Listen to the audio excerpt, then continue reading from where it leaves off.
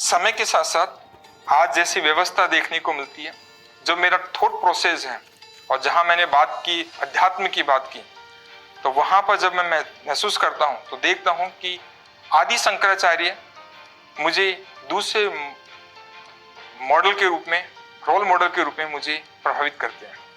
उनकी दो बातों ने ही मुझे पूरी तरह से झकझोर के रख दिया है, और जब उन दो बातों के आगे मैं सोचने का सोचता हूं तो उसके आगे पहुंच ही नहीं पाता हूं, क्योंकि उन दो बातों में ही सब कुछ पूरे जीवन का निचोड़ है। उनका पहला वाक्य है एको ब्रह्म द्वितीयो नास्ति, और दूसरा है ब्रह्म सत्य जगत मिथ्या। ये दो वर्ड में ही सारी समस्याएं, सारी परेशानी और सब चीजों का निचोड़ इन दो तत्वों में आ जाता है। जब हम इनका अध्ययन करते हैं, इनको विस्तृत जाते हैं, तो सारी चीजें इन दो शब्दों में जाके खत्म हो जाती है। तो इसलिए मैं आदि शंकराचार्य को भी मेरा रोल मॉडल के रूप में मैं पसंद करता हूं, क्योंकि वैसा इंसान इतनी कम 32 साल की उम्र के अंदर उन्होंने ऐसे ब्रह्म वाक तत्व देखे गए हैं जिसका आज तक कोई भी विद्वान उनसे आगे सोच नहीं पाया है, जो इतनी सी कम उम्र में उन्होंने इतने ब्रह्म वाक दिए गए। समय के अलग अलग पड़ाव में, अलग अलग समय में, अलग अलग तरह की परिस्थितियों के हिसाब से हमें अलग अलग तरह के ऐसे मोटिवेशनल कोटेशंस और सॉन्ग मेरी जिंदगी में आए हैं, जो मुझे वो हर स्तर पर प्रभावित करते हैं। मैं ऐसे तो जिक्र उनको तो काफी लंबा हो जाएगा, लेकिन जब मैं MBBS की तैयारी कर रहा था, या जब मैं उस वक्त प्री मेडिकल टेस्ट PMT हुआ करता था, उस वक्त मेरा मोटिवेशनल सॉन्ग हुआ करता था। मैं बोलना चाहूंगा, प्रतिपल चलने की साधना, मंजिल तक जाने की आराधना, तन मन में भर ले तू जीवन की चेतना, गति ही प्रगति का मूल है, यह मंत्र ना भूलना। ये एक वाक्य जो था वो मुझे प्रतिपल कार्य करने के लिए प्रेरित करता था, और ये वाक्य हमेशा आज भी मुझे किसी भी काम को स्टार्ट करने, उसको एग्जीक्यूट करने में बहुत हेल्प करता है। और मुझे लगता है जब तक जीवन है तब तक गतिशीलता होनी चाहिए, मनुष्य को गति करता रहना चाहिए। दूसरा, जो क्योंकि समय के साथ साथ आपका थॉट प्रोसेस भी बदलता है, एक समय के बाद में जीवन में एक स्थिरता आना लगती है और नजरिया बदल जाता है।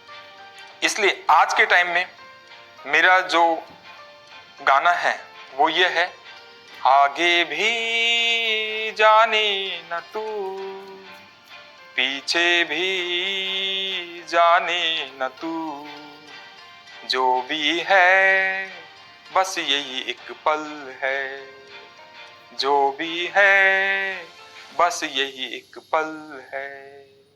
जीवन के अंदर जब सफलताएं आती हैं तो सफलताओं के साथ में स्ट्रगल्स भी होते हैं। सफलता और स्ट्रक्चर, स्ट्रगल और सफलता, ये दोनों ही आपस में एक सिक्के के दो अलग अलग पहलू हैं। एक बात हमेशा मेरे जहन में रहती है कि सफलता कभी भी सोने की तस्तरी में सज के नहीं आती। सफलता प्राप्त करने के लिए आपको कठोर परिश्रम करना पड़ता है।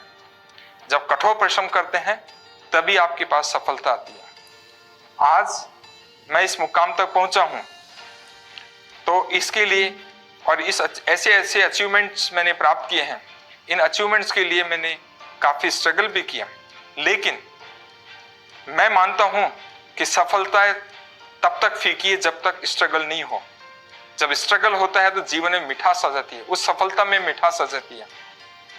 मैं ये भी कहना चाहूंगा कि जिस तरह से गुलशन की फकत फूलों से नहीं, कांटों से भी जीनत होती है। अगर हमारे जीवन में अगर स्ट्रगल नहीं हो, अगर कांटे ना हो, तो वो गुलशन किसी काम का नहीं है, वो फूल किसी काम के नहीं है। इसलिए मुझे बड़ी खुशी होती है कि मैंने अचीवमेंट्स प्राप्त किए हैं, सफलताएं प्राप्त की हैं, लेकिन उन स्ट्रगल के बावजूद भी मुझे स्ट्रगल कभी डराते नहीं है, ना स्ट्रगल से मुझे कोई परेशानी है। क्योंकि स्ट्रगल तो मुझे और काम करने के लिए आगे प्रोत्साहित करते हैं। इसलिए स्ट्रगल मेरे लिए एक ऊर्जा का सोर्स है, कार्य करने की अलग से मुझे क्षमता देता है। इसलिए मैं हमेशा चाहता हूं कि जब भी कोई अचीवमेंट मिले तो उसमें स्ट्रगल होना चाहिए, उसमें कांटे होने चाहिए, तभी मुझे मजा आता है। जीवन में कोई भी फील्ड अगर हो, चाहे वो चिकित्सा का फील्ड हो या कोई दूसरा फील्ड हो, कुछ नियम कायदे कानून इंसान को बना के रखनी चाहिए, क्योंकि पूरा जीवन उस ही में हमको जीना पड़ता है। इसलिए जब कभी भी किसी आपके जीवन जिस पे निर्भर होता है, उसके लिए हमें कुछ नियम कायदे कानून होनी चाहिए। जैसे मैं हमेशा कहता हूं, जो भी प्रोफेशनल्स हैं या जिन्होंने अपने कैरियर बनाना है, पहले वो निश्चित कर ले कि उनको करना क्या है। कि जब तक निश्चितता नहीं है और वह अनिश्चित है उसकी भावना, तब तक वो प्रोग्रेस नहीं कर सकता, क्योंकि दो नावों पे सवार होकर कोई आगे नहीं जा सकता। हमें जब एक निश्चित पथ पकड़ लेंगे तो ही हम आगे जा सकते हैं।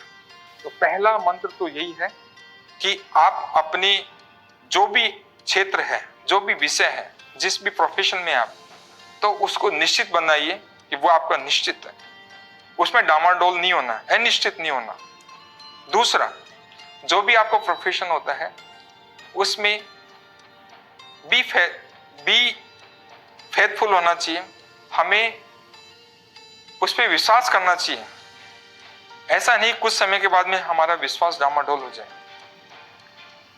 क्योंकि कोई भी प्रोफेशन को एंड पॉइंट तक जाने के लिए बहुत पेशेंस की जरूरत होती है। जब तक पेशेंस नहीं होगा तब तक आप आगे नहीं बढ़ सकते। तीसरा, आप अपने कार्य के लिए ईमानदार होना चाहिए।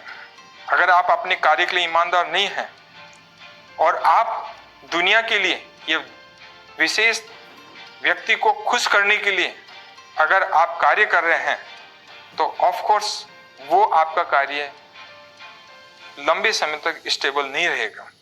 इसलिए हमेशा खुद के लिए कार्य करो, किसी के प्रलोभन में या किसी के दिखावा में आके कार्य नहीं करना।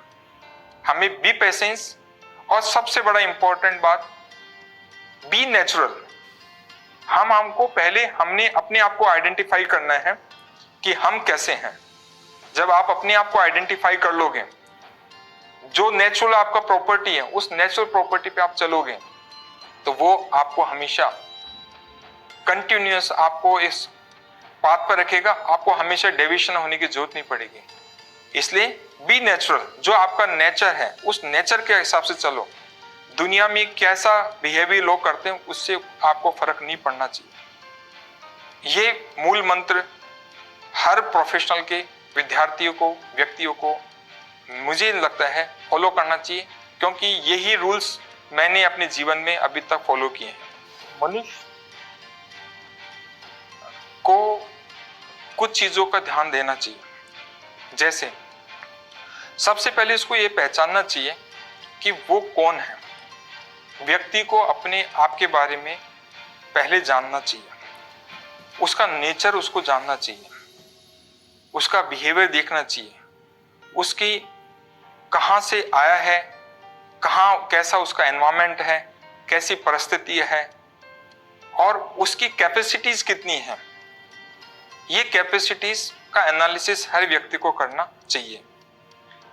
जैसे एक चिड़ी बाज की तरह बहुत ऊंचे आकाश में नहीं उड़ सकती, जब क्योंकि उसकी क्षमता नहीं है। इसी तरह मनुष्य को भी निर्धारण कर लेना चाहिए कि उसकी कैपेसिटीज कितनी है, उसके पास रिसोर्सेज कितने हैं, उसके सपोर्टिंग पर्सन्स कितने हैं। जब हमारे पास ये चीज होंगे तो हम अच्छी तरह से उस टारगेट को अचीव कर पाएंगे। क्योंकि दुनिया में दिखावा बहुत है, तो दिखावे के हिसाब से जाएंगे और हमारे पास वो रिसोर्सेज नहीं होंगे तो हम उसको अचीव नहीं कर पाएंगे। इसलिए पहले अपने आप को आइडेंटिफाई। दूसरा, किसी व्यक्ति में कमी ढूंढने की कोशिश ना करो। अगर किसी व्यक्ति में आप कमी ढूंढोगे तो आपका विनाश का स्टार्ट हो चुका है। कोशिश करें, अगर किसी व्यक्ति में अगर आपको कमी नजर भी आए तो उसको इंडिकेट ना करें, ना तो उसको इंडिकेट करें, ना किसी और को करें, ना हमारे मन में उस चीज को लेके आए कि इसमें ये कमी है। जैसे आपने उस व्यक्ति की कमी को आइडेंटिफाई किया, वैसे ही आपकी नेगेटिविटी शुरू हो जाएगी। इसलिए हमेशा तीन चीजों पे ध्यान देना चाहिए। पहले चीजों को समझना चाहिए हमें। जब तक आप समझोगे नहीं तब तक, और जो समझ गए तो उसको जानो ऐसा क्यों है, और जब जान गए तो उसको मानो। ये इन तीन चीजों को समझो, जानो, मानो, ये ऐसी चीजें हैं। तो हमें पहले अपने आप को समझना है, फिर अपने आप को जानना है, और फिर अपने आप को मानना है। इसी तरह दूसरे को भी सबसे पहले जानना है, समझना है, फिर जानना है, फिर उसको मानना है। एक और बात कहना चाहूंगा, इस दुनिया के अंदर बड़े बड़े महात्मा, महान पुरुष आए। भगवान बुद्ध आए, भगवान राम आए, महावीर आए, गोविंद आए, कबीर आए। इतने बड़े बड़े महात्मा, अच्छे लोग आके गए और उन्होंने ज्ञान की बातें बोली है, बहुत अच्छी अच्छी ज्ञान की बातें बोली हैं। लेकिन उसके बावजूद भी जरूर नहीं है कि उन लोगों ने उनकी बातों को फॉलो किया। हर व्यक्ति अपने ही विवेक के हिसाब से, अपनी परिस्थिति के हिसाब से, अपने अनुभव के हिसाब से और अपनी आवश्यकता के हिसाब से वो चीजों को स्वीकार करता है। अगर सभी लोग उन चीजों को मान लेते तो आज हमारी दुनिया स्वर्ग होती और हर आदमी अच्छा होता। जबकि इतनी इतनी अच्छी बातें गीता में, कुरानों में लिखा हुआ है, उसके बावजूद भी क्यों इतना परेशानी हो रही है। मैं एक शेर बोलना चाहूंगा, दोहा एक बोलना चाहूंगा, चाहे गीता बांच लो या पढ़ लो कुरान, चाहे गीता बांच ले या पढ़ ले कुरान, तेरा मेरा प्यार ही सब पुस्तक का ज्ञान, सब पुस्तक का ज्ञान। इसलिए इंसान को पहले समझना है। आप सभी को मेरी कहानी देखने और सुनने के लिए बहुत आभार, बहुत धन्यवाद। जय हिंद, जय भारत। दोस्तों, निश्चित ही इनके अनुभवों एवं विचारों से आप प्रभावित हुए होंगे। आशा करते हैं इनकी भावनाएं आपके दिल तक जरूर पहुंची है और इनकी सोच ने निश्चित ही आप पर एक सकारात्मक प्रभाव डाला है। अगर आपको इनकी कहानी पसंद आई है तो इसे लाइक और शेयर करें। आप भी बन जाइए भारत की प्रोफेशनल कम्युनिटी की आवाज और सुनाओ अपनी कहानी, बनाओ अपनी पहचान की इस मुहिम से जुड़कर अपने जीवन के अनुभवों, कार्य क्षेत्रों और अपने उत्पादों एवं सेवाओं के पीछे की वास्तविकता से देशवासियों को प्रेरित करें और अपने जीवन के अनुभवों से अपनी एक नई पहचान बनाएं। Tell your story, inspire and build your brand with the power of video. जय हिंद, जय भारत। प्रतिपल चलने की साधना